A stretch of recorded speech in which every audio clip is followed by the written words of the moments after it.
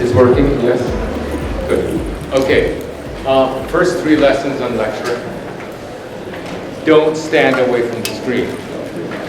As it's set up here, because the eye will be looking at the speaker and not at the screen. It's actually literally splitting your brain. So this is set up all wrong. Don't ever do this. The second thing, when you point, don't do like this. The second thing is don't do like this, okay? If I do like that, remind me, stop it. Just yell, stop it, because it's just frying your brain. And everybody does this. You have to pin at what you're looking at. And I forget what the third thing is, but I generally find that if I prepare a very sleek lecture, it's incredibly boring. And what I do is I actually might not seem this way, but I throw a lot of slides together, and I'm just as surprised and delighted as you are. Okay? And if I'm confused, I am as confused as you are, so I join you, actually. And I think it's pretty suspicious to actually have a sleek presentation these days. You know, you want to be a regular guy. Okay, so I too can do this, so that's important. Now, this presentation is, the Guild was set up as the architects who actually build the new urbanist communities. Extremely important group, and it's grown from a small group of people that actually were arranged by Steve Mouzon, who would just sort of bring the architects in to do the work, into this kind of enormous organization, staffed and actually powerful enough to actually demand a big room like this for the CNU. And so I'm not going to speak about materials of the Guild. It's simply the longest gig I have here. So I'm going to speak about what's on the tables, or actually even worse, what's inside our computers at DPC. Okay, and it's just going to come out the way it does. We have a client who has pieces of land in Texas, Florida, and Georgia that are so large that they're going to take 100 years to build, literally a century. That is not unusual. If you look at the original lithographs of Manhattan or Sacramento, etc., a century and a half is absolutely normal for urbanism. Urbanism is about time. Now, this was a delight to run across a person like this. The problem is that he thinks the new urbanism is the present and the past. And everything that I said that had to do with my experience, my 40-year experience, he didn't want to hear. He said, that's a distortion field. Okay, I want you to think anew. The problem is that I didn't know how to do that. And so what he did is he actually paid me a retainer to do nothing except clear my head. It's incredibly difficult to clear your head. Because what you want to do, as soon as you have even remotely an idea, you want to make it presentable. And you have to sit there with your hands tied, thinking anew. And I had a couple of breakthroughs. One is to actually use, to be reading books that are disruptive to everything that I thought, high quality books, not stupid critiques, but just things by very intelligent people that don't agree with us. That's very disruptive. And the other thing is I found a book that I'm going to talk to you about that's pretty interesting, that was written in 1958, and it might surprise you what it is. But it was actually when the world really was going to be new, and that gave me the insight. So I'm going to now, there is a theme. Almost everything is new. Almost everything actually is not according to the doctrine of the new urbanism. And here's what I want to present. Everything that we were against, for example, Collector Street. A Collector Street splits the neighborhoods. We hate collector streets, right? But the very fact that it actually does something bad is a microbe or a virus that might be useful for something else. So I looked at the stuff that we don't like and say, can we use the negative qualities to do something that we want? And what I found is that this suburban system is actually terrible for the movement of cars. As we know, it causes traffic congestion, it makes much longer trips. And then I thought, oh my God, it's the wonderful car driving disincentive. What the hell are we doing? Sort of making centroidal streets that allow people to drive directly into the town center. Why don't we hobble the car the way suburbia does so well? Because suburbia pretends to be for the car, but it really screws with the car. So we said, oh, this is an interesting virus. Let's actually disincentivize, not eliminate, but actually disincentivize the car. And this was confirmed. You can actually use it that way. So I'm going to show a whole bunch of things that are actually against doctrine, but actually do the job that somehow needs to be done. It still is about pedestrian communities that are mixed use. It's all about that, but by other means. It's just different DNA. Next. Okay, so this began, one of the breakthroughs was this, you know, the petroleum countries have a lot of money to actually do experiments, and they also have, is this good? Can we have semi-light, please? I need a little light to see what people think of what I'm saying. I get a lot of feedback from you guys. No, is it not controllable with the rheostat? Can we just have a little light, please? Okay, you get there. You get to the little light. But I do need to see the audience. So one of the things that happens is that the Arab countries, particularly Saudi Arabia, is that test bed for ideas. They can do entire cities and throw them away, like Masdar. They start, they're incredible. Oh, didn't work, quit. Right? It's incredible. And one of them that came up that everybody really, really hates is called the line. So as soon as the new urbanists hate it, I say that's the kind of stuff I need to look at. And I just have one video on the line. I think we do need some light function. Less light. Okay, so let's go. Could you show us the, okay, let's just go with this. Okay, so this is one of the many, many videos on the line, okay? Just look at it. You see? Bad city. That's a bad city. It's our city, but it's bad. Okay, that's Manhattan. Look what they did. They grabbed it. Bam! They put it together, right? One after the other. In one city, 170 kilometers long. Okay, so you look at it, okay? So you say, by the way, a lot of bullshit in this. What's really key is that they actually took the buildings of Manhattan and put them together. So what is about this that's brilliant, in my opinion? It's transit-oriented development. There's only a single line. It is so efficient, so you have one train line that actually has some of which are express, some of which are not. Okay, ignore the architecture because actually just think of Manhattan on the sides, not this stuff. Okay, it doesn't have to be this tall, obviously. But what's extraordinary about this is that transit really works when it's in one line because there's no intramodal change. In Miami, for example, you take the bus. There's a bus system in Miami. But to get anywhere, you have to take a bus, and then take a bus, and then take a bus. Do you know why subways work so well in Manhattan? It's a linear city. All the subways are north-south on the avenues. It's a linear city, then you walk horizontally. So the first thing they did is they nailed. The other thing they did is it's all walkable. From the top elevator, top apartment of the elevator, to the transit line is a 5-minute walk. 5 minutes, except it's partially vertical, partially horizontal. Extremely impressive. The other thing they did, it actually doesn't screw around with nature the way we do, having little puddles everywhere, like landscape urbanism. You know, which every time there's a little wetland, we stay clear. Well, the wetland dies anyway. Okay, what they do is they're decisive. They say we're going to urbanize the line, and outside there will be nature on a hard line. It is the ultimate urban boundary. And then one thing that you may or may not like, it's actually clad in mirrors. Okay, do you know what mirrors are? The best solar reflector there is. It's actually better than a white wall. It's no joke. Mirrors are a white wall. Now it's presented here as an aesthetic, like what happens is the desert laps up against it, you don't see the line. But it actually, and those can be all solar collectors. So they hit all the gongs. Walking distance to transit. Transit is hyper efficient. Walkability in the middle. They actually get to keep the sun out, nature is preserved intact, etc., etc. Now, everybody that sees this says this is absolutely ridiculous. You have to have a client that says, open your mind to ideas. And of all the many, frankly, stupid ideas that they're trying out in the Middle East, this is, I think, is a brilliant one.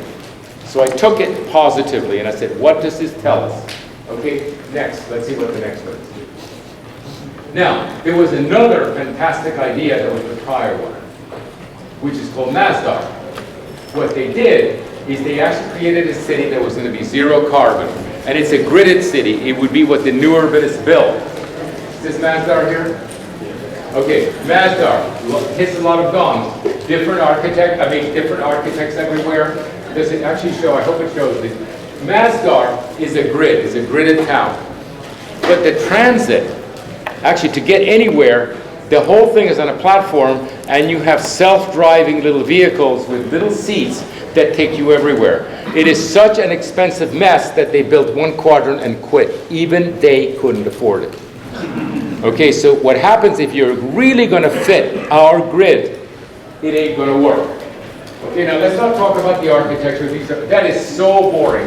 This is the most incredibly, and you can say a lot of things about Masdar that actually you can criticize. Like, really? Why don't you shoot me now? I really don't want to live there. But the fact is that the grid didn't work, even with all the subsidies in the world. Transit didn't work. They couldn't handle it.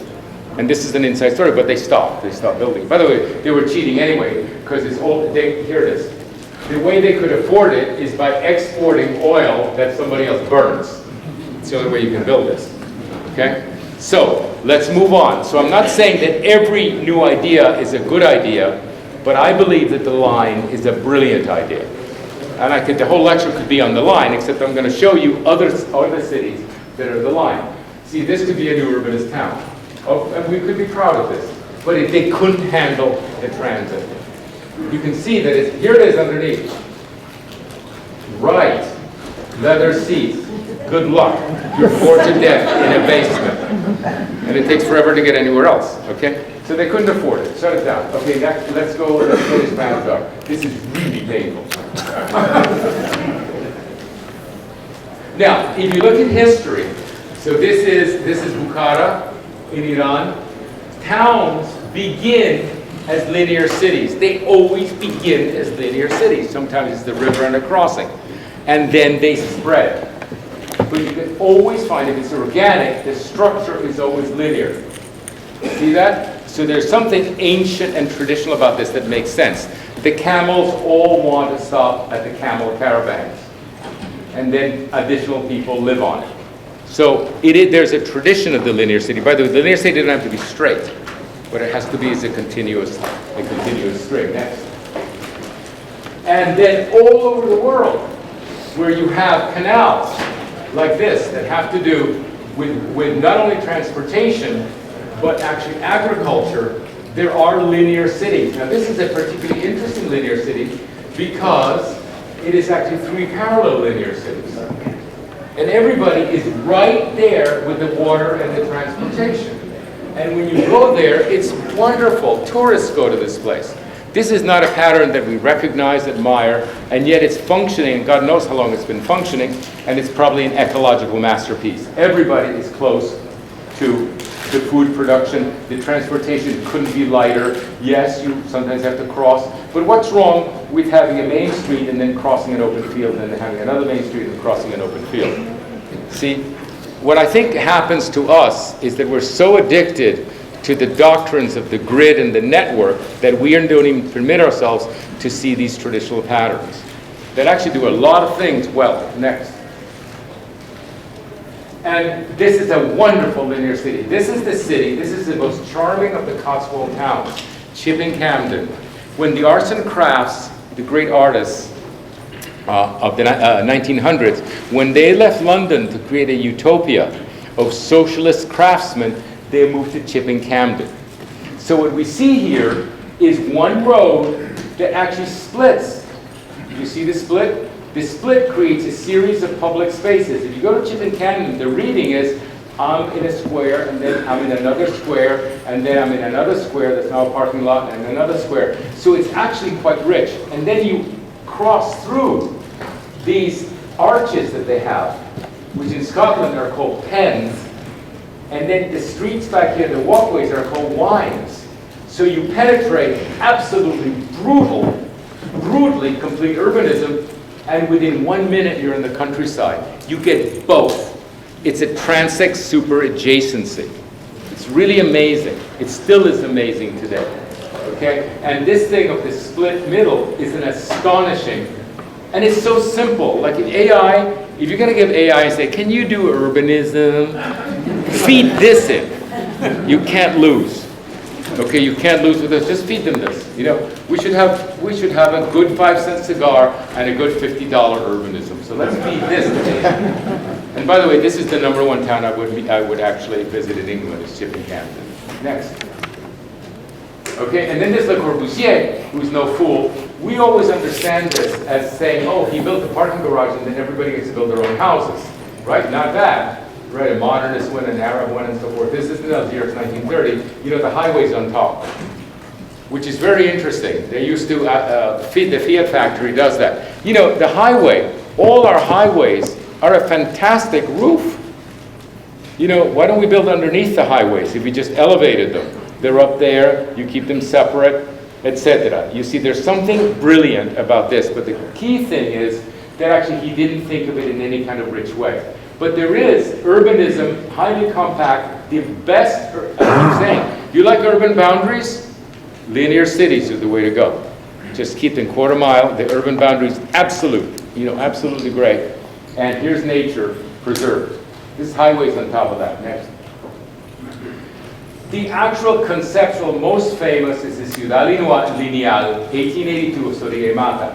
When the streetcars came in, they were actually instruments of developers. What they wanted to do was actually open up land.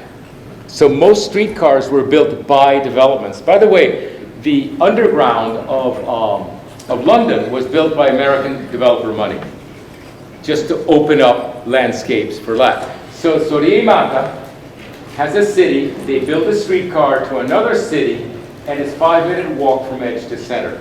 So everybody is 5 minutes from the streetcar.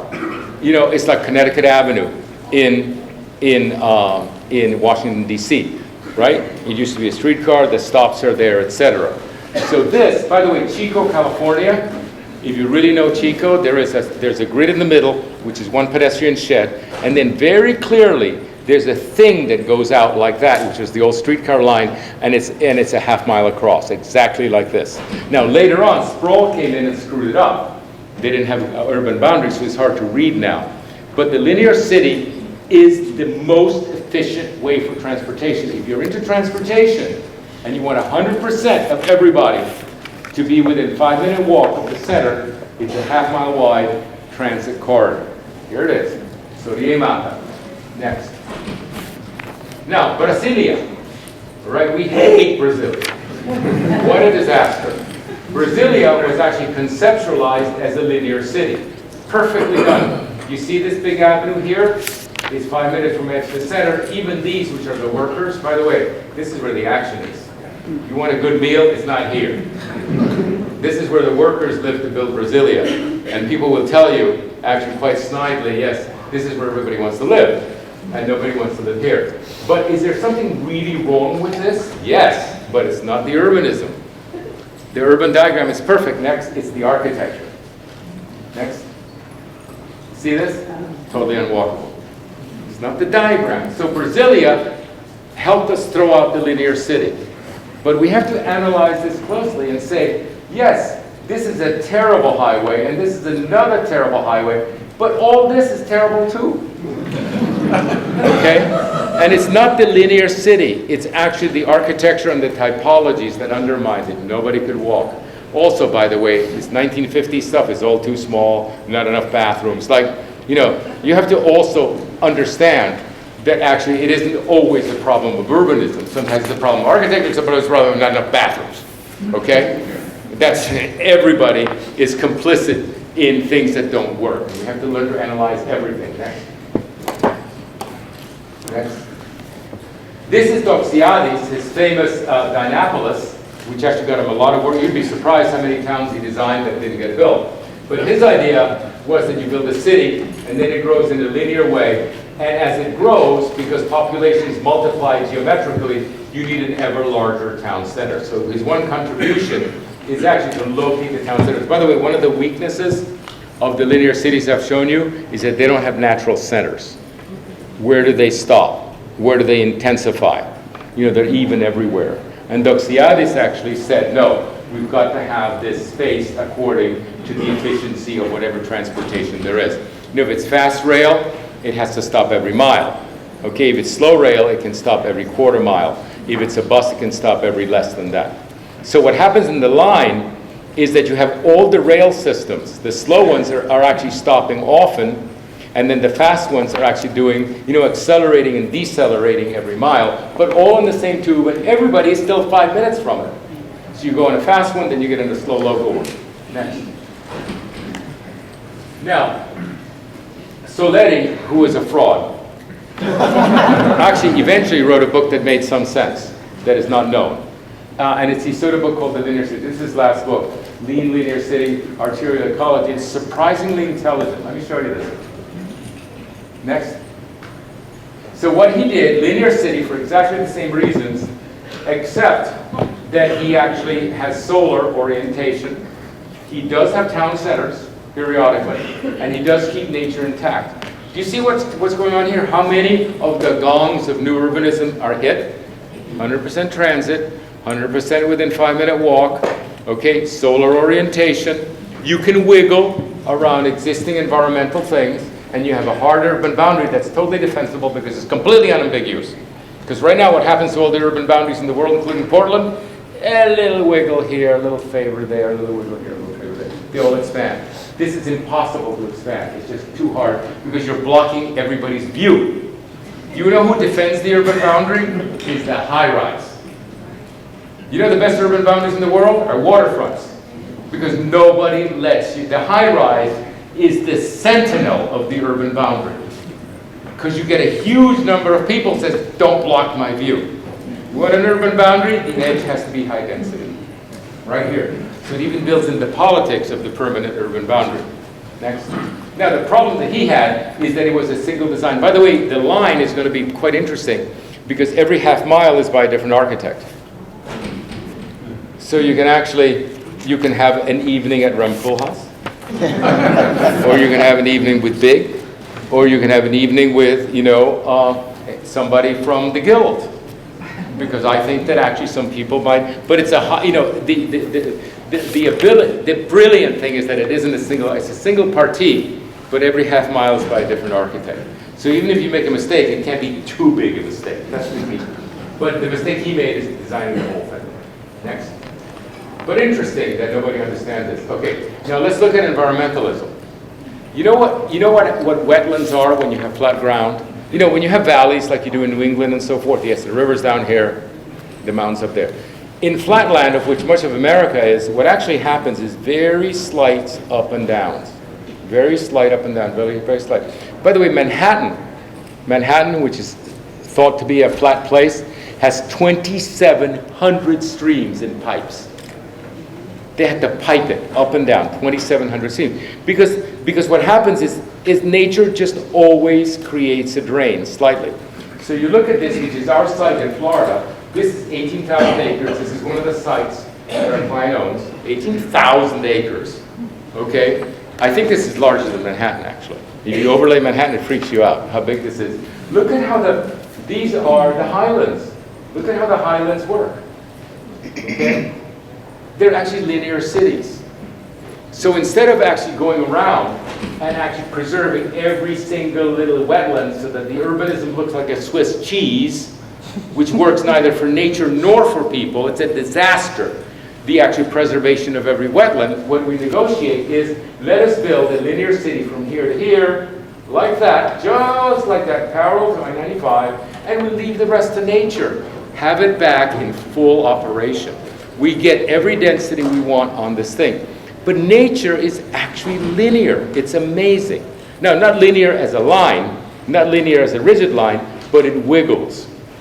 So once I was, by the way, we did a plan here. There was a whole bunch, 100 little new urbanist towns looking like, not like Swiss cheese as much as crumbles. You know, it looked like blue cheese crumbles. That's what our regional plan looked like because we stayed out of every single wetland. And the plan we're preparing for him now is right here. Bam! Like that. Okay, and the rest goes back. Do you know what the environmentalists are going to do? They're going to be so happy because they know that the Swiss cheese doesn't preserve nature. It also destroys urbanism, by the way. Okay, so here we have it. Nature cooperating. Next, in Florida. Next, this is St. Augustine right there. Now, we say, yeah, well, show us a traditional one. This is Bern, Switzerland. One of the most fantastic towns. It has the streetcar here. This is, from river to river, is half a mile wide. Everybody walks to the center. Now, explain to me what's wrong with this. What's wrong of having the avenues go this way and the walkway like that and nature here and there? Like, what's wrong with this party? So if I were to go to Europe now, you know where I wouldn't go is Paris. I'd go to Bern. Say, this is where I want to learn about the future, because the whole thing is run on one transit line, which is remarkably economical. You know, no crossings, no what are called intramodal changes. Oh, I have to get out of the subway, or I have to, in Miami, I have to go from this bus to that bus to that bus and bus. Forget it. Everybody gets in a car because the intramodal change is deadly. Okay, this, get on, get off. By the way, of course, this is later. Okay, but this is where everybody is. By the way, the wall was here. And then I realized that's exactly what Charleston does. I didn't realize that. That's what Charleston does. And then I said, oh, and that's what Miami Beach does. And that is what Palm Beach does. Like, we have so many linear cities. And it's just the ideological glasses. We look and we say, Miami Beach is a grid. I get it, but it's also a linear city. And I'll show you. I've got diagrams next. Okay, by the way, this is the west side of Manhattan. The whole west side. This is Central Park, this is the Hudson. You know what it is across? Half a mile.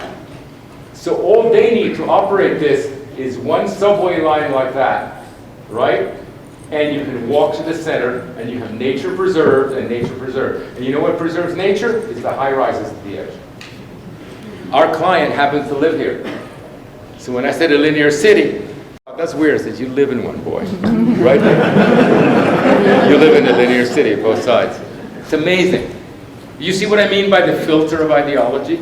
Like, we look at this, we look at Manhattan, and we see what we want to see, but we don't see the other reading. I had to be allergic to this by those Arabs. Next. And this is Miami Beach. Almost perfect. You know Miami Beach. These are the centers. You can walk to 10th Street. Next. Next. And this is Palm Beach. Okay, by the book. This is one town center there, one town center there. And you can walk from edge to center. Like that. Next. And this is Charleston. This is King Street. Look at it. Look at this line. Look how accurate it is. This is the big intersection between King and, what's this called? The big one here? What? Broad. Okay. Look at this thing. Look at this quarter-mile walk. Look at it like that. Okay, like that. Up to the highway. This is the square. Look at this. This is industrial in this side. Isn't it amazing? By the way, all these are losers. Nobody ever does that. Okay, these are districts for medical things. Nobody, because the good stuff is always in here. So it's a linear city also. And just so clean. The diagram is so clean. The 5-minute walk. Next. So we did one. Okay, we designed a linear city, 5-minute walk. He had this site. We prefabricated the thing to be ideal, and we whacked it down. What happened to the wetlands? We told the environmentalists, look, just let us have this, and you can have the rest. Everybody happy. And this is a machine of efficiency. Not only, by the way, the infrastructure, once you solve the section, where the drainage goes and everything, you just solve it forever. The roads are the same section, the thing is the same section. You can keep the section steady. What you have to vary is the architecture, always by giving it to many architects. But the straight line is not a problem. Next. Look at Manhattan.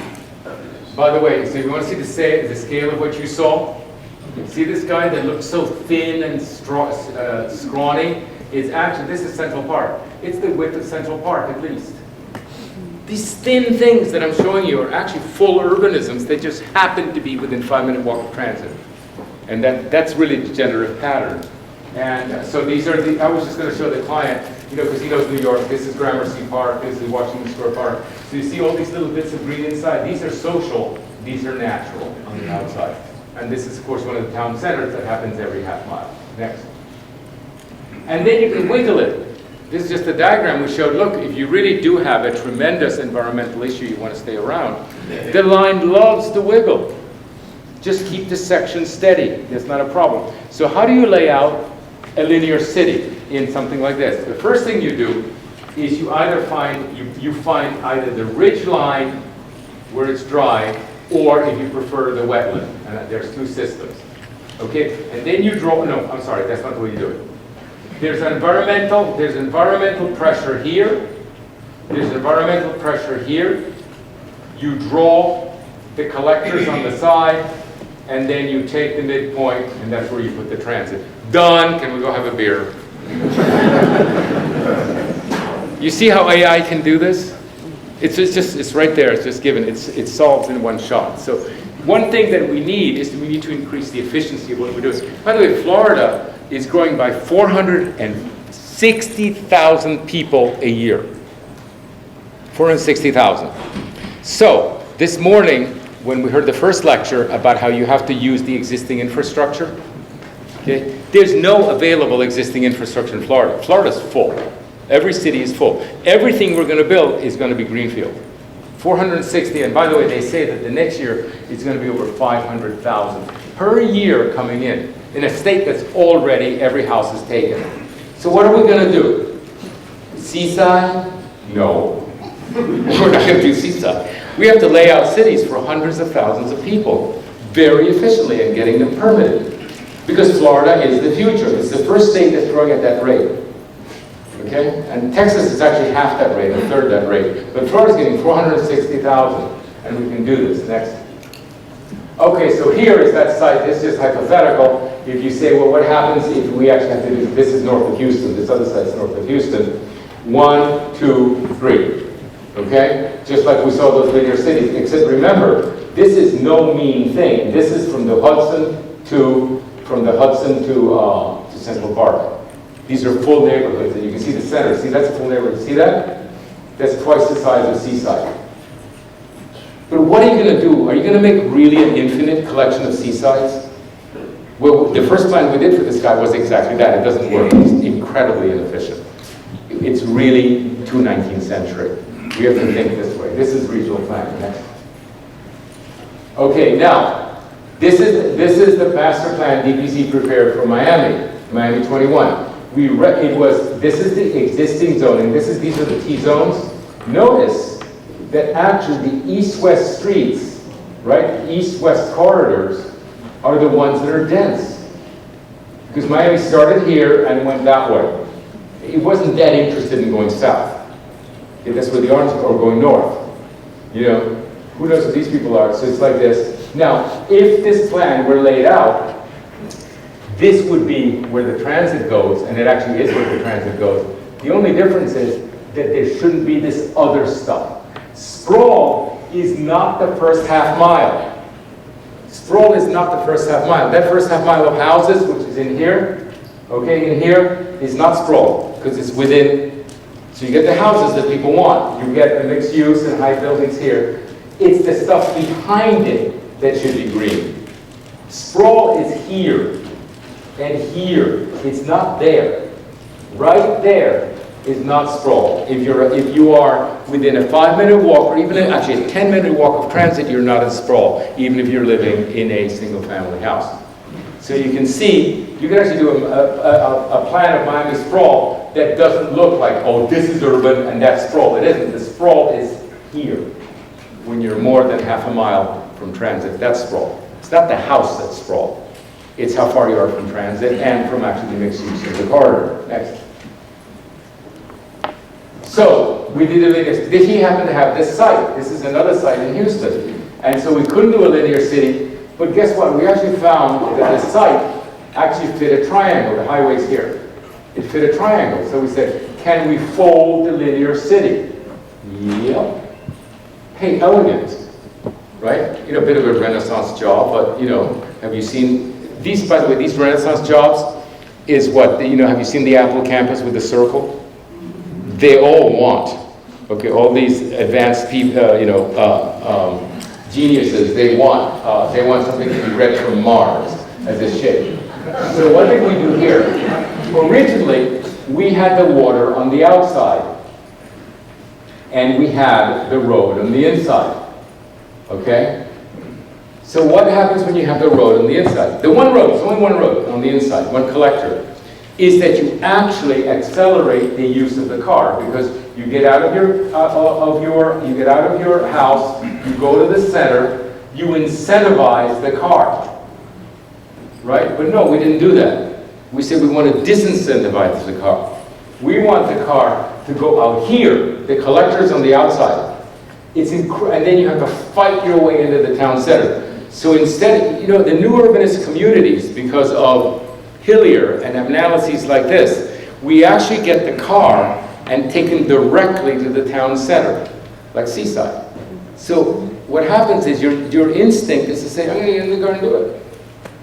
You have to actually get the car to be outside in the ring road. You have to leave the place, torture them to get to the town center. But actually it's the bicycles and the pedestrians that have to have the run that goes to the middle. Now, working with Paul Crabtree, this is what happened.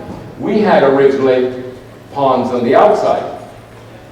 And then we had this aha moment. We said, hey, why can't we have the drainage to the inside? By the way, the problem with retention ponds on the outside is that they don't let you take that dirty water and put it into nature.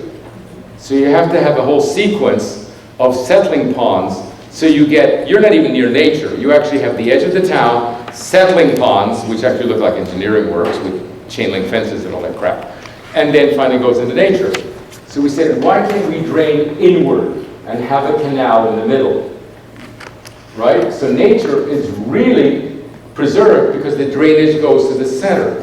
Naturally, it's all surface drainage. The first thing we do is we take this land, which is 100% denatured. The problem with engineering is that we try to keep the topography. Nothing works when you keep the topography. You have to put everything in a pipe. I have to pick up the rainwater here, dig a big hole, and get it over there because I'm keeping the topography. Bullshit, you're keeping the topography. You're digging incredible V gravity pipes to go in. What you want to do is say nature is gone here. By the way, this is a national forest. Huge national forest. So we're right in there. This is the edge of the forest. We're right in there. It all drains inward to here.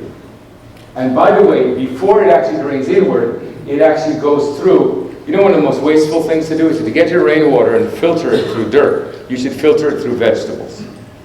So you take the rainwater, you put your agriculture should take that rainwater and you filter it through the vegetables, then it goes into the aquifer. It's a waste to take it directly to the aquifer. Think about it. We have this theology that says it's got to go directly to the aquifer. God wants it to go directly to the aquifer. No. Okay, God wants it to go through vegetables and then go to the aquifer. So that is why we have this in the middle. Okay, so you get the feeling. You see what's happening? The town centers are now here.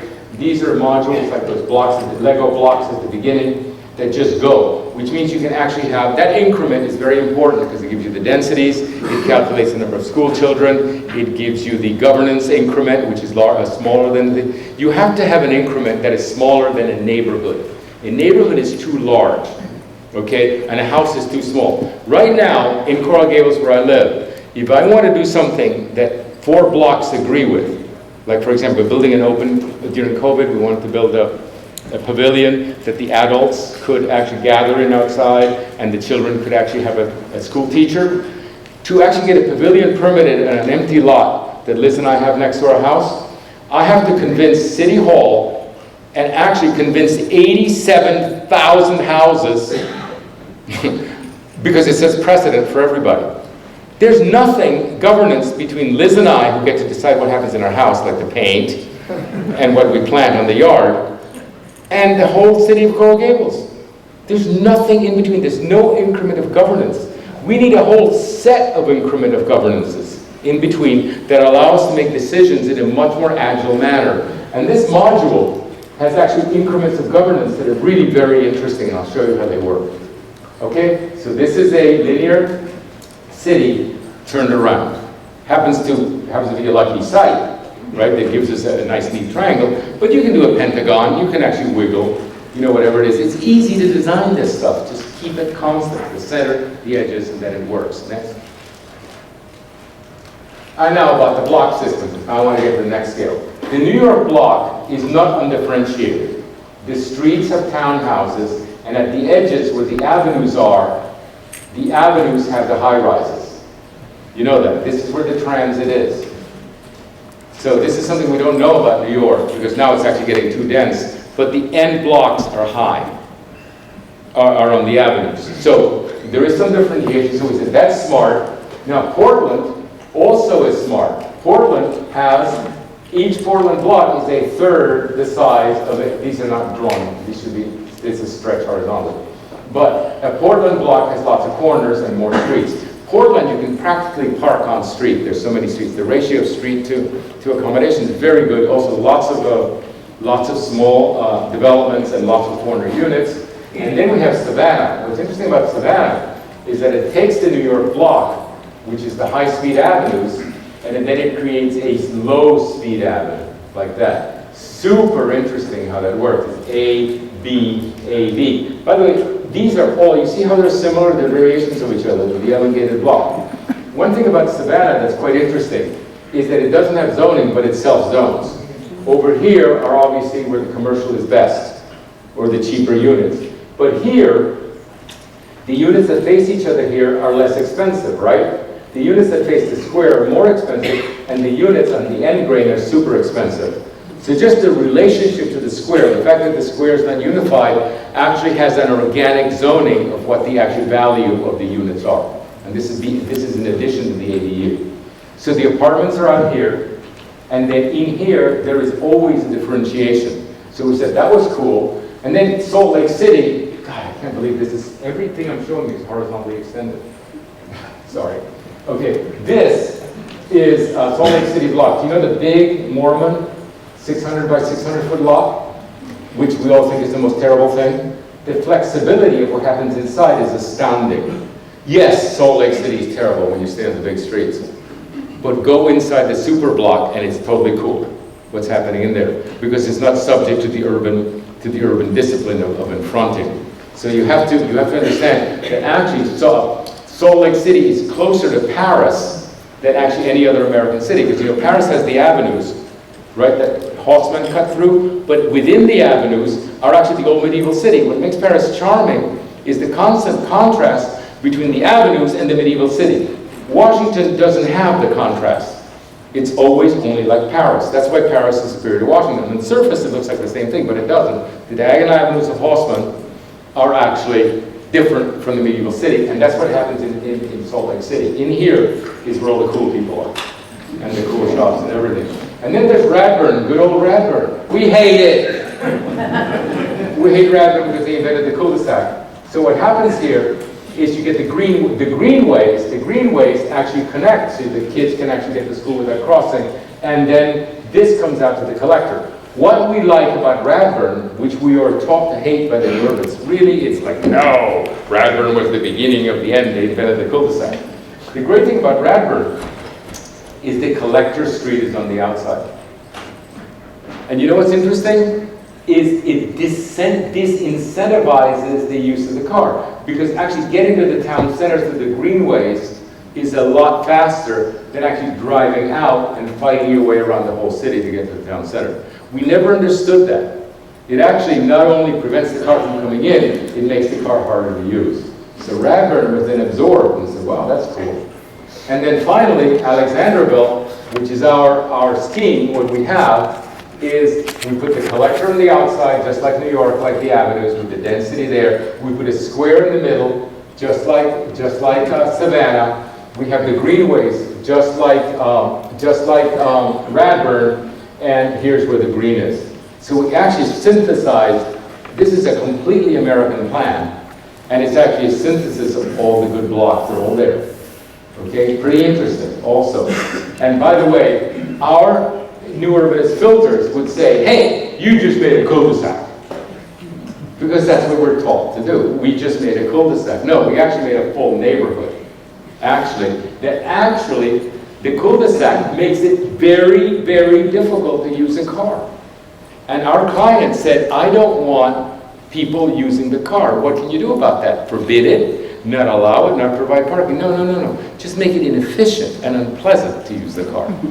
And people will do that. Now, here's an anecdote that was great. I was in Paris last year for the first time in 20 years. And I know it was a Thursday working day, and there were hardly any cars. It really felt hardly any cars. So I wanted to find out what had happened. And so I took a taxi and I said, what the hell's going on? He says, nothing works. They changed the pattern. What they did is they took Paris and put bollards to make the driving really inefficient. You can't get from here to there. To get from here to there, they torture you. Okay? Now, when you get to the outside, the suburban areas, it works the old way. But what they did, and they didn't consult with anybody because it was such a small intervention, they didn't block streets. They just put bollards down, no consultation, they just put bollards, and then threw bicycles everywhere.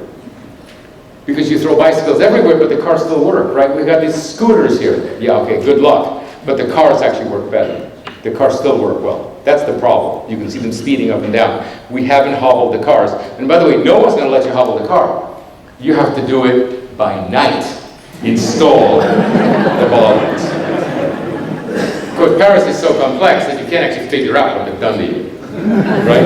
And then I realized I actually lived in a place very close to the city of Nîmes, and I would drive into Nîmes and try to do what I have to do. Nîmes is the big city near Uzès. And I said, these traffic engineers don't know what the hell. I just want to be mayor of this town, and I'll straighten out the cars, right? I'll get the cars, because you couldn't get anywhere else in Nîmes. And then I had the aha moment when I went to Paris. That's on purpose. That is on purpose. They're making my life miserable as long as I'm in the car. So I learned to park outside and walk inside Nîmes. And this is something that actually is not in the books, because it's not particularly popular politically. You just have to be curious as to what's going on, talk to the taxi drivers, they know, and then conceptualize what's going on. They're not stupid, they're smart. Next. Okay, so this is one of the blocks. So this is the highway. This is the collector. By the way, notice the collector. Actually, this is the entrance. This is one of the neighborhoods. See it? That's the neighborhood. Notice, you know what this is? When we go back? That is the Michigan left turn. You know what that is? It's just a new way to torture you. Right? So instead of having decel lanes, right, decel lanes here, everybody going in and out, this is the decel lane, and then you do it like that. Okay? And so the client, you have to understand, he says he doesn't want anything that we know how to do. He wants us to rethink it. And then he said, he actually brought up and said, what about this Michigan thing everybody hates? And I said, okay, let's see what happens. So we could actually do roundabouts here, but we could also do Michigan. Now, this is so efficient that actually you can work with 2 lanes. Now you say, how can there only be 2 lanes? Is it going to be miserable to drive? Yes, duh. Okay, why should we make it nice? Why should traffic flow out there? Who are you working for, Mr. Traffic Engineer? Right? You leave it at 2 lanes, good luck. Because on the inside, you can actually take the bike path by the canal, on the canal, delightful, and there are also bike paths in here as well. You know what this bike path is here? It actually allows you to go each square, by the way, each square is controlled by each of these clusters, each of these sectors, and they can do different things in here, including actually have games or whatever. So you want a little sociability? You want to get to the town center? Take this bike path. Actually, take this bike path, blah, blah, blah, all the way down, right? You want to see what's going on, you're bored, you want to see where the action is, anybody pick a basketball game? Just take this bike path, and you can check out what's happening here. So what we did is, this is an early version, we made 3 squares for each one of them. There's one here, which has commercial potential, and also parking potential, because it's close to where the cars are. This is the one that they control for internal stuff, that's actually literally internal, and then there's one on the canal, which actually associates with the people and the linear park which the canal is. Everybody talks about the high line and the belt line, linear. The belt line, worship the belt line. When was the last time we drew a belt line? Did anybody draw a belt line in the new town? No belt line. Why not? Right? The belt lines work. This is the belt line. Okay, so it's all about belt lines. Again, it's right in front of us. And so we made 3 squares that they can decide, this is an increment of governance, they can decide what to do with their 3 squares. which means that actually we don't decide. The key to long-term planning is to decide who decides at the latest possible moment. Okay, so subsidiarity is what is the most local group that can competently make the decision at the last possible moment. And so we downloaded that to the smallest. We designed very little on this, you'll see. It's so uncoded, it's awesome. Next. Okay, so now there's the compound. This is done for another thing, but it's pretty interesting. 3 lots. Anyway, this is just to make the case that a compound is much more agile. Okay, what you can do in here is much more complex than what you can do here. Here it's always a single family house. Here you can assemble a small society. The compound is the future.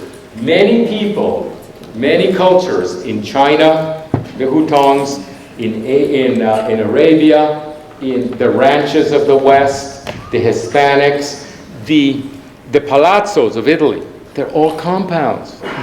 First floor, you know, you have your guards and your shops and your horses. Second floor, the servants. Third floor, the kids. 4th floor is the ballroom and the boss. Okay, the owners, like that. That was a compound. The ranchos of the West, compounds. Okay, Asians live in compounds. Used to. It is, what allows you to do it allows you to assemble a society at the smallest possible increment. So you do we have to do a market study? Like for what year? Would you like to do a market study for the year 2070, sir? No. You just say, look, there's a 120-foot lot by 120-foot lot, and you can build up to 6 dwellings there. Go. You decide how you want to live in the year 2070, you see? So you offload the decisions. Now there's some rules. One of the rules is how do the compounds relate to each other? And suddenly I was writing code. Then I thought, next sentence, please. So you will see the famous technical failure. Okay. I just want to say something. 120 by 120 is the miracle dimension. It just divides every which way. 10, 20, 24, 15, 30, 40, 60. Right? So here we're saying, look at this. 120 by 120 is a lot. Look at how you can plat it. You can plat it this way and that way and that way and that way and that way and that way and that way. And the only rule is that this is where the cars go. And if you're going to park here. And this is a walkway. Okay? And you can actually wiggle this if you want. See the green layer? That allows you to actually shape the greenway. And the car is, and by the way, this is 30 feet wide, that alley. And actually, that's built to alley standards, not the street. It's just 30 feet wide, which is a pretty delightful width. It laps up against the garages. And what are those garages? They're future workplaces, which I'm going to show you. Because the garage, you may have noticed, is the most exciting part of the house. The most exciting part of the house is the garage. That's where you put your yoga studio. That's where you put your illegal immigrant nurse. That's where you have your workplace, etc. The living room is dull. It's for guests that come 1% of the time. Living room is dead. Kitchen's interesting as long as you actually have lots of plugs for computers. The new appliance in the kitchen is a computer, okay? Just plug it in, it's like the microwave. And there's just a few changes, but the garage is really exciting. I saw it in Coral Gables. The people who actually had the best life during COVID, who worked at home, are the ones who converted garages. Not Liz and I. We had to ruin our living room and our dining room. But we had a neighbor that had just this wonderful garage. And by the way, it was very sociable. She would open the door and participate in the sidewalk. And she became the social center. Next. Anyway, this is very interesting. The subdivision. We don't subdivide. They subdivide. We don't subdivide. It's too early to subdivide. We're 70 years away from when this town will be completed. It's like the Manhattan Plan of 2011. What was it? Was it 1811? Right? 1811, the platting of Manhattan was 1811. And it was sufficiently flexible that it still works. So yes, we're thinking about the future. So the plat is 120 by 120. And by the way, the real future is not these North American slices. It's these Latin American courtyard houses. So I just want to bring this up right away. The future, if you want density, a little rap here. We want density, it's good for us. They want privacy. Okay, they want yard. The American way of yard is to have a bigger lot. Okay, it's stupid. It's like, let's keep the neighbor as far away as possible. That's how we get privacy. The Hispanic way, or the Asian way, or the Arab way, is to put the house on the edge and have the privacy on the inside. That's why our 40-foot lots in Alice are actually selling for $4 million without a view. Now you say, oh, you're terrible. You're selling lots for $4 million. I'm sorry. That's how I keep score. That's how our society keeps score. People wake up and you say, you're selling a 40-foot lot for $4 million? Yes, sir, and without a view. Well, that interests me now. Because you see, what happens is people want privacy. And it's achieved much more efficiently by the Courtyard house. And it's fee simple. You don't have to, you can make a lot of decisions yourself. The American lot, every problem, every indoor couch you put on the porch is a problem for the whole street. Right? I mean, really, it is absolutely the least resilient building type in the world. It makes everybody your enemy. Everybody hates you. Oh, he goes out in his underwear. He left his garage, forget it. Just let people be with the courtyards. I think the new urbanism should actually, if you're going to get anybody excited, let's just have a whole array of courtyard houses. And don't tell me they don't sell, okay? Because Windsor has it. Alice. These projects are so old now. They're 40 years old. Why don't we focus on the courtyard, some of those courtyard, quite complete courtyard house communities. So let's keep going next. So this is the planning. This is what I showed you earlier. You know what these are? Okay, so the code problem is how does each lot hit another lot? Just make it 10-foot or a 15-foot. What we did is we made a 15-foot separation. So you don't have to write code anymore. Even the fire code meets. So suddenly there is no rule. Build wherever you want on the lot. And then Paul Crabtree pointed out, oh, then the drainage is perfect. Because the problem with the lot, when you actually have party wall houses, is that the rain in the back is a huge problem. If you're actually an architect, you say, how do I grab that rain that's in the back and get it to the front with an underground pipe, and that then goes underground there? You've undergrounded, you've ruined everything. Here, if you take this big piece of ground and you just put a bulldozer, which is very cheap. Moving dirt is very cheap so long as you keep the dirt on the site. Moving dirt is only expensive when you put it in the truck. Okay, so you get some guy, barely literate, an old bulldozer, buy it, put him on salary and say, move this shit around for 2 years. Okay? And so you put a ridge here, you filter here, down to here, and you take it out to here, and you put it in the canal, where it filters and eventually goes out to the wetland. And the environmentalists are so happy, and you don't have any underground piping. So these separations are actually, water will find their way out. And the shaping of the land, which happens anyway. So you denature this completely.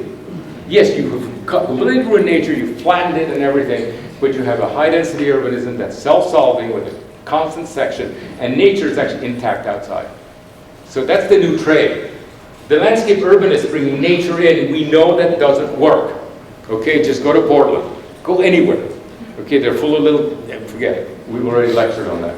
We identified the problem with landscape urbanism back in New York in the I think it was the 5th Congress. Already we knew it was a problem. So keep nature out. Next. And keep it, oh, and by the way, if you think this is exciting and dull, so long as you meet certain rules, like connect here and connect here, right?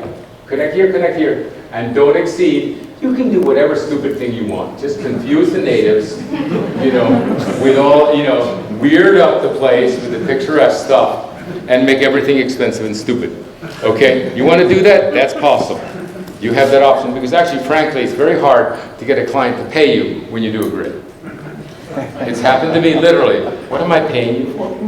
Well, all the best cities are good. Anyway, so yes, we tested these. Okay? Next, and you can do anything.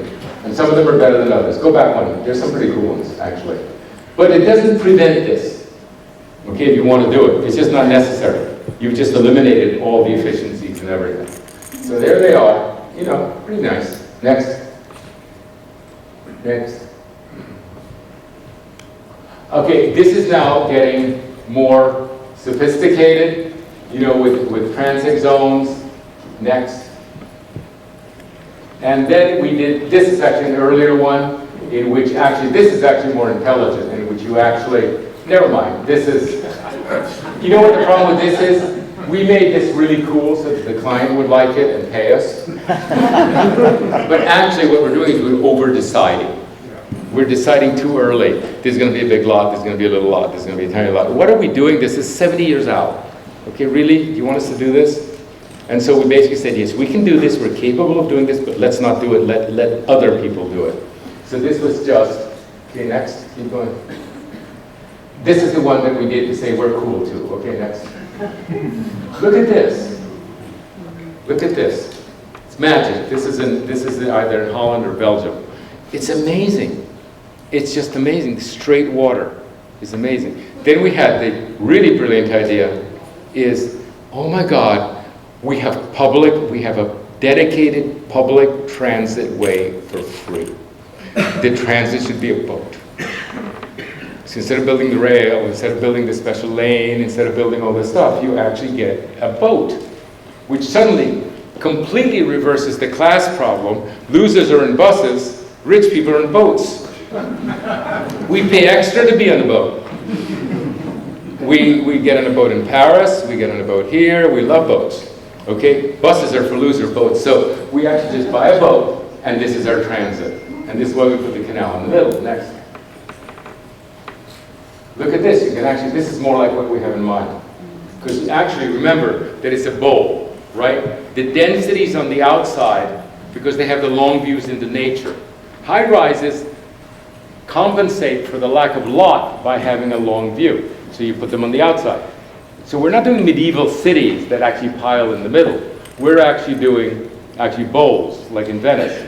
So that the long views are on the outside, and as you go in, where the water comes in, that's where you have the agriculture. The water comes into the canal. So you get this really delightful place. This is in Holland. Next. And look at this. Okay. Do you want a rendering that gets you a permit? Don't show a streetcar. Excuse me. Really? When was the last time you got a permit by showing a bus? You just shot yourself in the head and half the elected officials. It just doesn't work, you know. There's a culture here that actually associates buses with losers. Sorry. Okay? Yes, it's the right thing to do, but it does. Nobody turns this stuff down. Next. And beautiful. Just beautiful. The real rendering. You know, like this morning somebody showed one more street going from 5 lanes to 3 lanes with a bike on it. Okay. That's not going to get you a vote. This is what's going to get you a vote. And by the way, at least in Florida and in Texas, 25% of the land is water. To actually absorb the rainfall, the storm, 25% is water. It's free. This is free. Except we never use it. We just make little puddles everywhere that are nothing but trouble. So this we have a dedicated right-of-way that's absolutely free and gorgeous. Next. And when it goes to the town center, you urbanize it. Right? It's all very rural, but when it gets to the town center where the lakes are, embankment, and fantastic people, this is the town center we're talking about. Next. And you get one of these, used. Next. And by the way, we've done this before. This is in San Antonio, right? Exactly. Do you know how long this thing is? This beautiful thing that made San Antonio famous? Is San Antonio famous for its famous hospitals, for its enormous military base, for whatever, the Alamo? Yeah, maybe the Alamo. But it's really famous. It's really famous for this thing, which is 2 blocks long. It's freakily small. So it doesn't take very much to actually become a famous city. So this is what we're proposing. Next.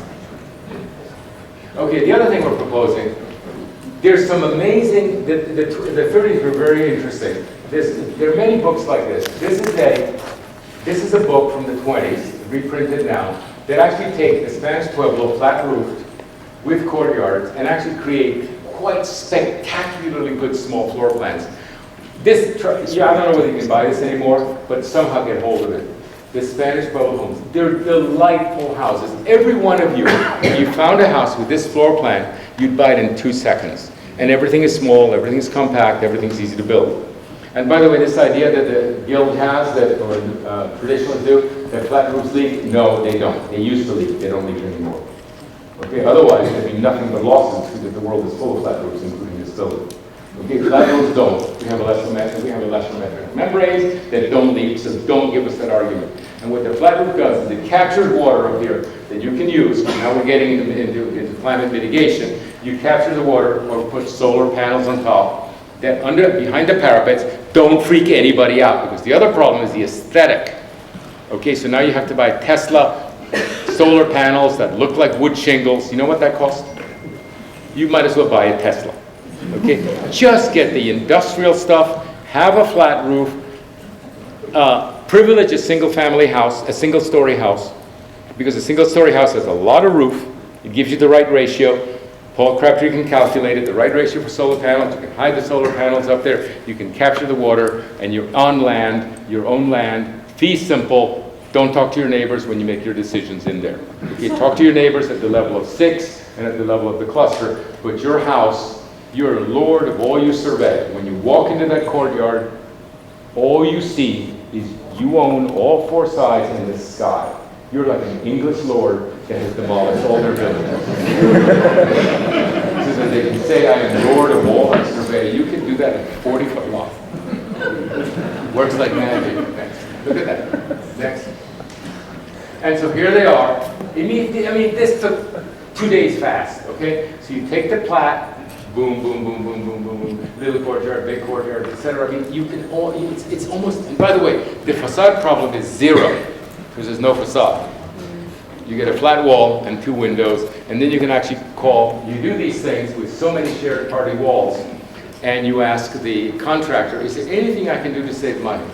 Just tell me one thing that I can do that will save money. None. It's all shared walls.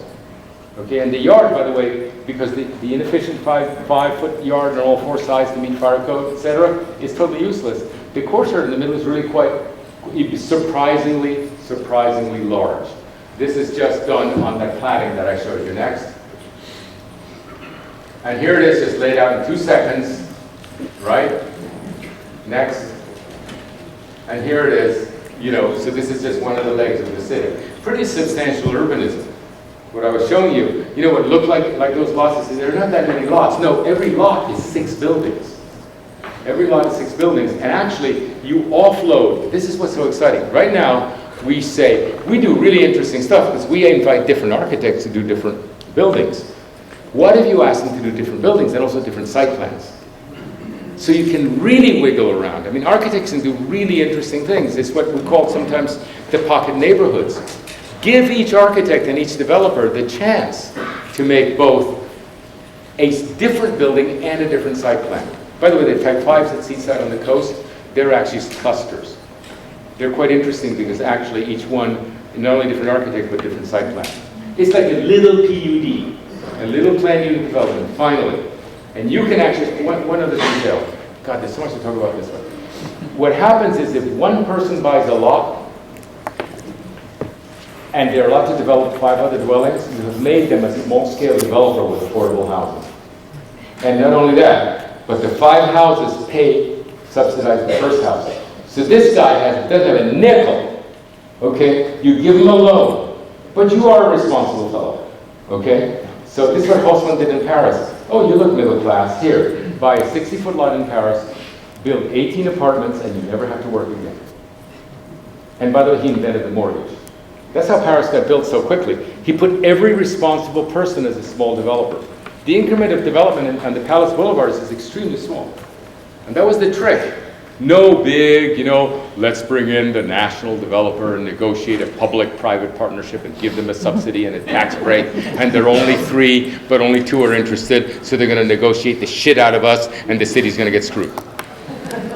No, the increment is smaller. All of you can actually create your little place and get into the business of making affordable housing and subsidizing your own affordable housing. The way to provide affordable housing is the old way, okay, in which people could actually build Polish flats. People could build triple deckers. We house 30 million penniless immigrants in this country. You know, in the 19th century, by allowing them to build complex units that provided an income for the family. We've got to go back to that. It's not the subsidy, it's not what we saw, it's not the ADU. It's actually the 6-unit increment. All you need is an easy code, a responsible person, and the right to build 6 units. And by the way, you may do 6 equal units or 6 units that are where your family needs, you know, with your mother-in-law and the caregiver and 6 kids and the bounce-back kid from the college. You decide what your society is.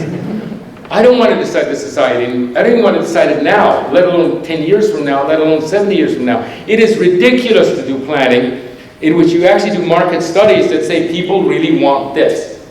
We don't know what they want, but we can enable them to decide subsequently. Okay, it's successional urbanism, it's subsidiary. Let others decide later. Our job is to enable them to decide. And then it's incredibly resilient. Okay? Just keep them out of each other's. You see this? This is one. Just solve the fire code for them and solve the drainage. Their only problem is fire code and drainage. Okay? And just have a 10-foot setback or a 15, and that's all. There's no code necessary. Next. And look at them. I mean, this is just fast, but this is what I'm talking about.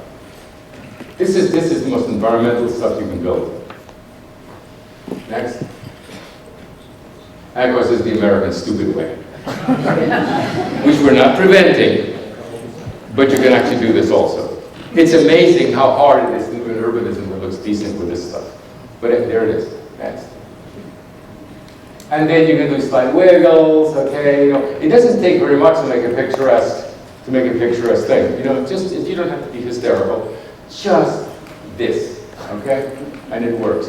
No one's going to be bored. No one's going to be bored. No one's going to be that interested in wiggles when it's done by one hand anyway, okay? But you can do it straight and give the decision to many, and it becomes intrinsically varied and interesting. Next. So boring. Okay, next. So this is one of the latest. I don't know exactly how this is different. Oh, except that we decided to actually make it huge districts. He wants universities. By the way, you know where he wants universities from? Where would you send your kid? To an American university to pick up bad habits and become drunks? No, you want a Chinese university. You want an Indian university. You know who he wants? He wants the Technical Institute of New Delhi. Okay? So instead of sort of Yale sending Yale in China, what you want is the University of Beijing here. Okay? If there were a Chinese university here, you would be insane not to send your child there. Do you know that Chinese architects are 200 times more efficient than American architects? When I tell my office, I tell them that, I says, can we just cut that down to 100 times more efficient? What I'm talking about here is efficiency. There's one thing that's important in the 20th century. When you read that we have to build one Manhattan every 2 years, or one whatever, you know, you've read these statistics, right? From now on to the year 2070, we need to build hundreds of million unit cities. And we sit around and we do nothing with that. We read it and say, isn't that amazing? Can I get a beer now? Okay, we do nothing. The new urbanists are doing nothing with high numbers, with quantity. This is quantity. This is the first time you engage truly the 400,000 people that are coming to Florida. Next. And this is a rendering, the canal coming in. This is the great drainage piece.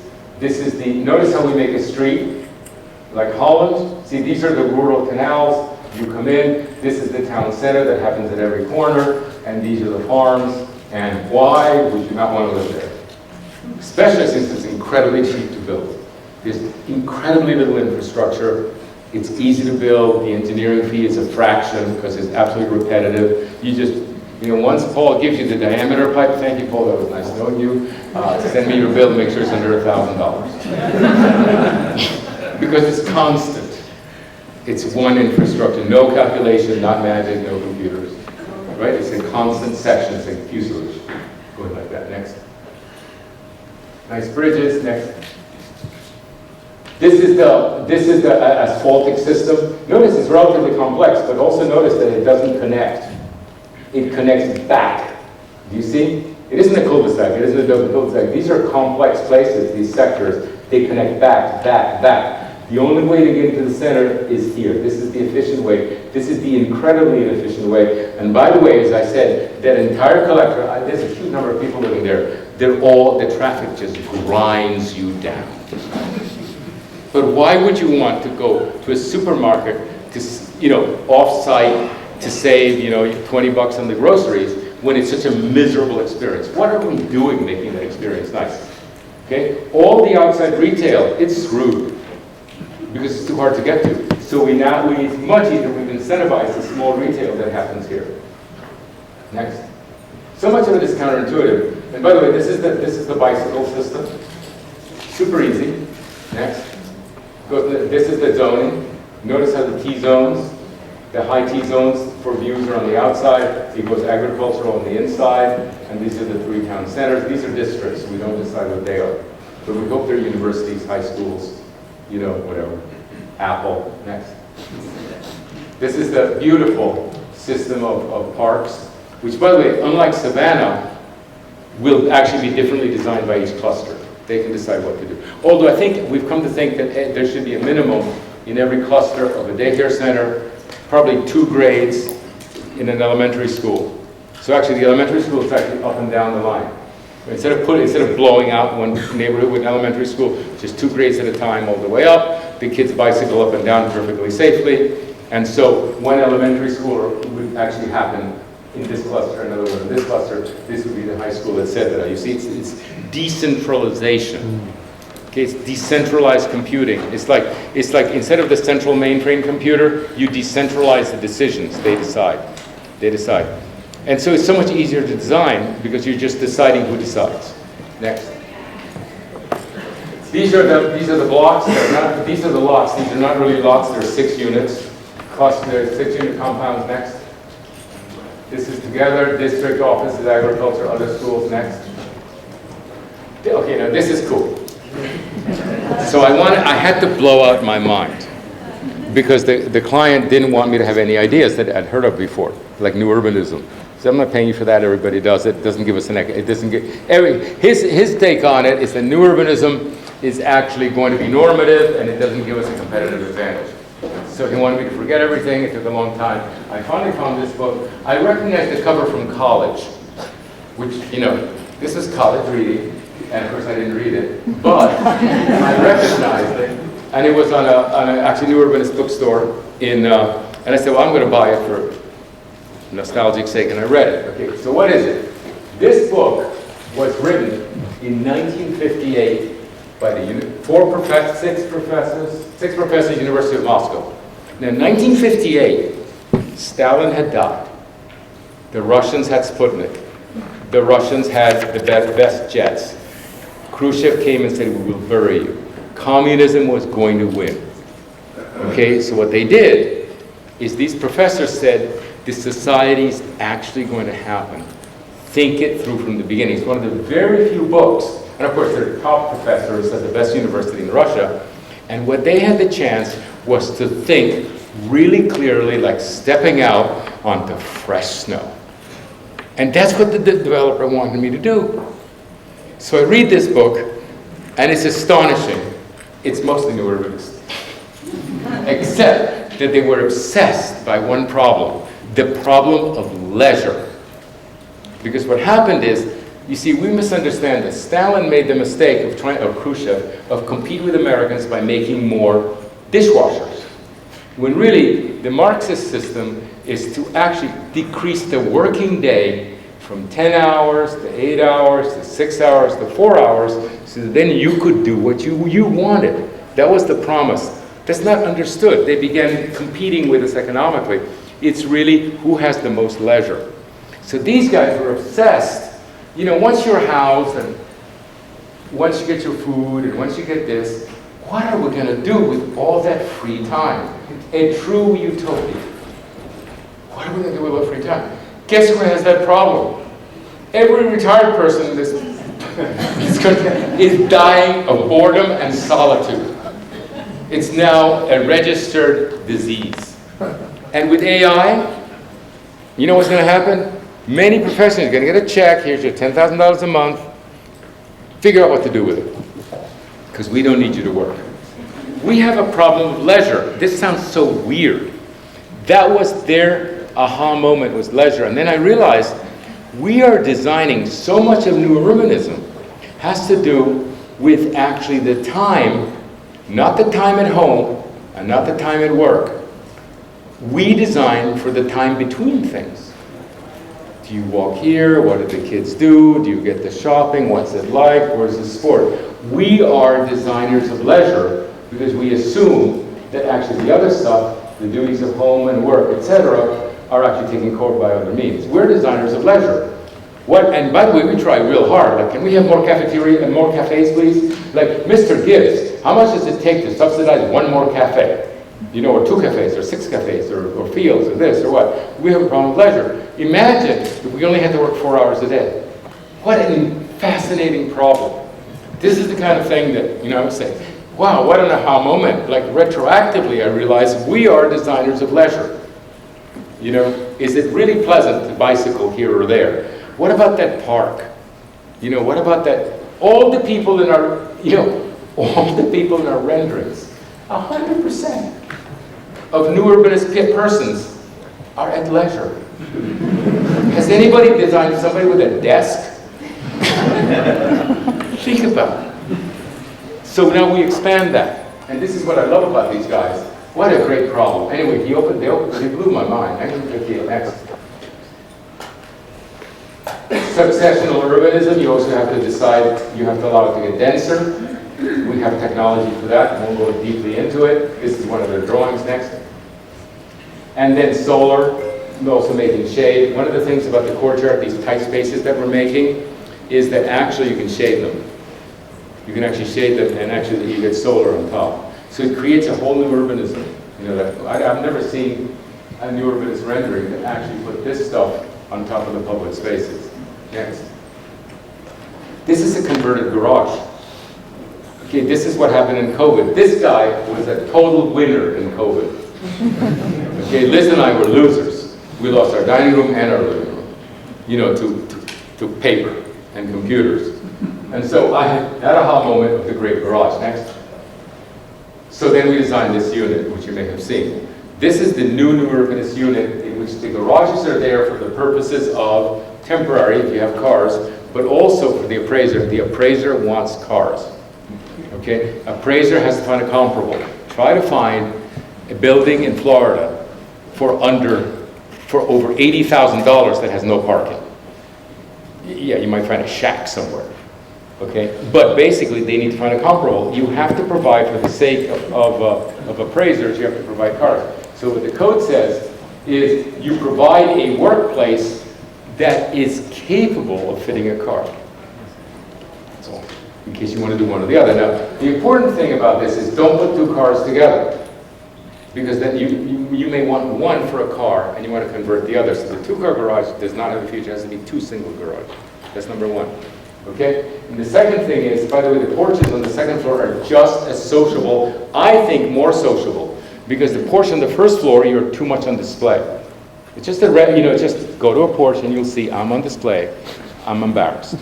Okay, second floor, I'm cool up there. And you look up and say, God, they're having such a good time up there. I love this place. Look at that party. I feel like I'm a loser. The party on the second floor looks like a lot of fun. The second story porch is very, very compelling. So you put it on top like that.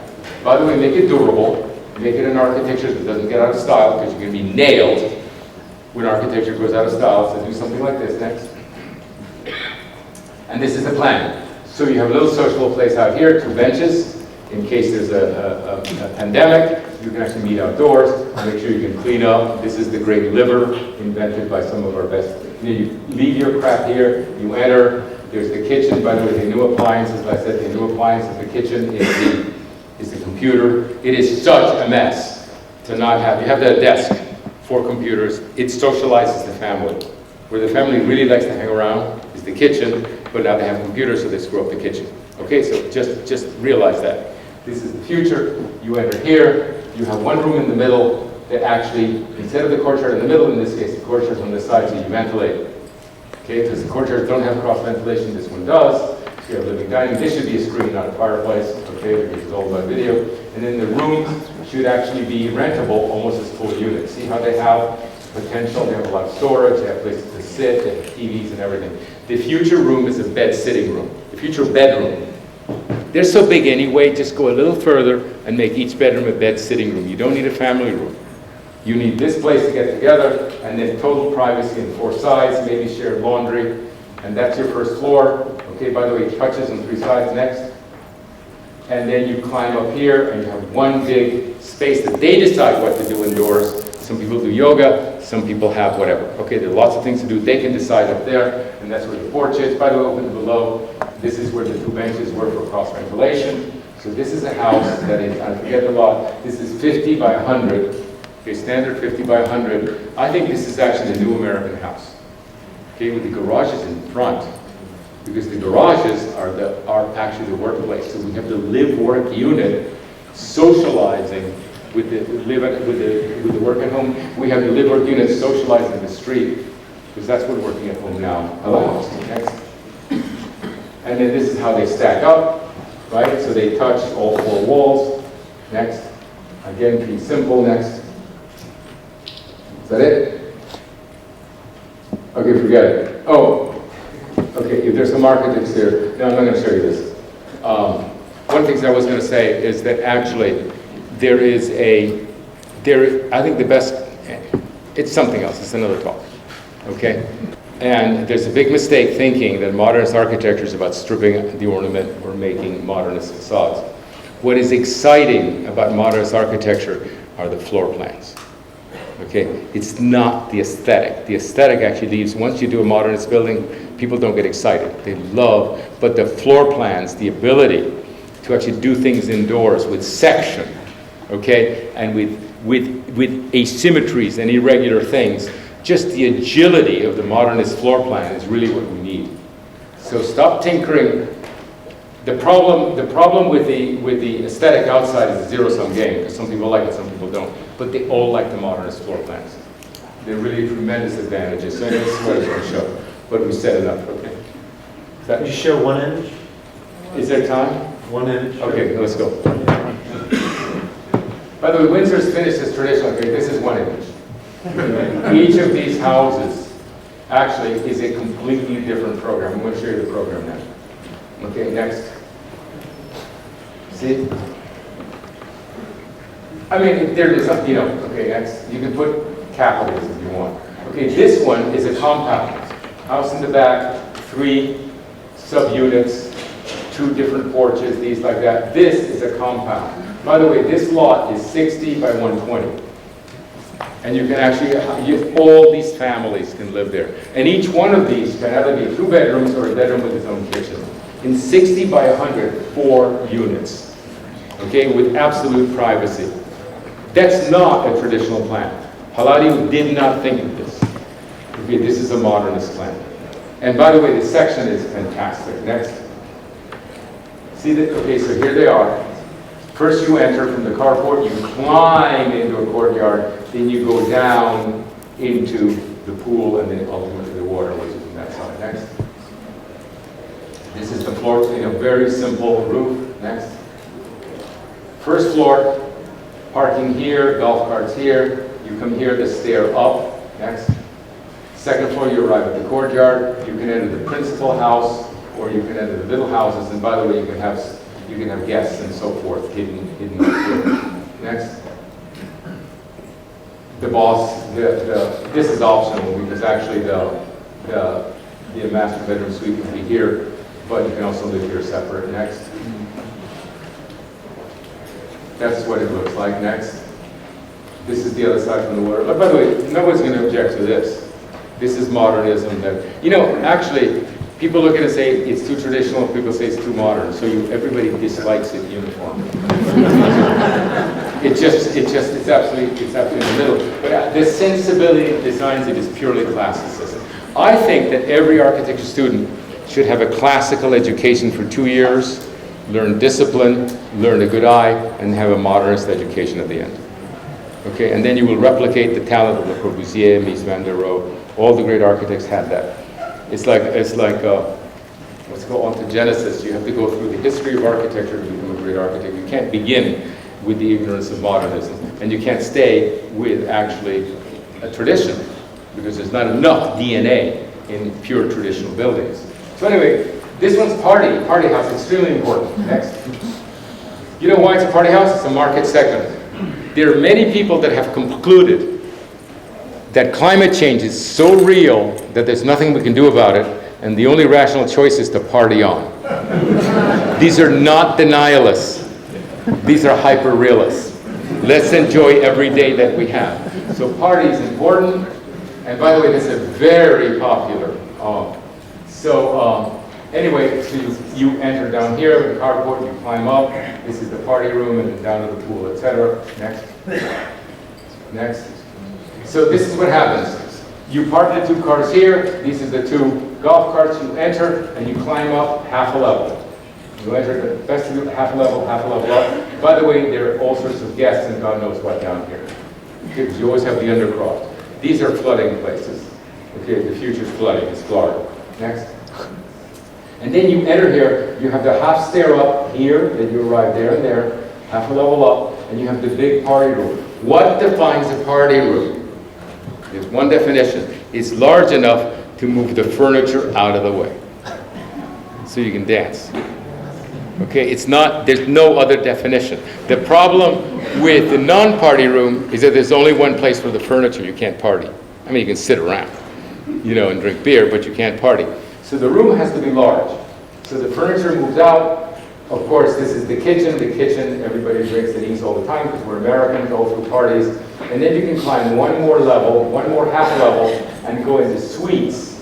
These are 4 suites that are above the party room. So you can come up, rest, look out the window. How's the party going? Come down and party again. Okay, like that. And of course, you have the pool. So this is what it looks like on the outside. This is, of course, you've got to have the pool, the fire pit, and the jacuzzi. And see, these up there, go back. These are the porches of the 2. There are 4 master bedrooms, and these 2 master bedrooms are half a level up. So again, you can participate without sort of participating. You can see what's happening. So there's a lot of, oh, by the way, one of the things that modernism has taught me is the sectional, designing in section. What traditionalists do is they have a general floor plan, and then sometimes they have a double height space.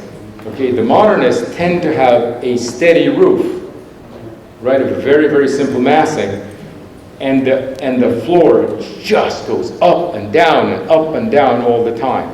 And what you can do with these half levels and so forth is really remarkable. You can have a very large room that's nevertheless articulated for furniture by just having 2 steps down. And this is just an insight. I started doing this stuff and I said, the floor plan isn't getting us anywhere. It's this section that's exciting. And it's not the full section, it's not the full floor, it's the quarter floor, the half floor. The 3 steps down, the 3 steps up. It's fantastic. Next. Skylight, next. So here you climb. Oh, this is another one. Okay, this is a single-story house. You climb and then you climb down. I want to show you how that works. Because everybody wants a ranch house now. Next. Here's a ranch house. Next. Okay, so you park here, 2 cars, 2 golf carts, you climb up a full story. Next. And then you start coming down. You come here, and then you tap off 2 bedrooms, you tap off 2 master bedrooms, you tap off this storage area, you keep going down, down, down all the way. What's interesting about this is that all of these people can get to the pool from the outside. You don't have to go wet to the pool. You see, and that's all worked out in section. What doesn't show here is all the steps that happen. The other thing that happens too is you keep a steady roof, which is the expensive part, but actually the floors keep going down. So actually the more important the room, the higher the ceiling automatically. So you get the little guest bedrooms, then you get the master bedrooms, and you get your principal room, and then you get the big porch at the back. And you have this steady, you've just built a box, it's down there that actually is less expensive to manipulate. Next. And this is what it looks like at the entrance. 88. Keep going. It's a house, no idiot. And then this is the porch in the back. Next. And this is cool. This one is really cool. Okay, this one, your kids, the hell with them. They're down here. It's all about you up here. Very popular program. They've actually, people have talked themselves, very wealthy people have talked themselves into saying, I've earned my master bedroom palace, but it's bad for the kids to live in luxury. Have you noticed it? Have you crossed that? So they make a small room and they throw a washing machine and say, take care of yourselves. And you're 2 stories above. Anyway, so next. So you come in, you climb up at full level. The kids are down here. You're up there with the pool. This is the living room. This is the master bedroom. Next. Next. See? So you get rid of the kids right away. By the way, they're super happy down here anyway. They don't want to hear you. They're down here with their yard. They can do whatever they want. And the car. So you climb up next. And you arrive here. And then you climb another half level. And you're in the master bedroom palace. And this is in between the two. But all these strategies of stairs and steps and God knows what, really it's the liberation of modernism. And yet the rigor of the Bay, you know, just the austerity of a disciplined classical education really makes the best kind of modernism. It makes it more economical. Next. Next. This is what it looks like from the back, right? The kids are here. This is the master bedroom. You swim under the master bedroom. Next. And then they want a tower, so here it is. Next. I think that's it.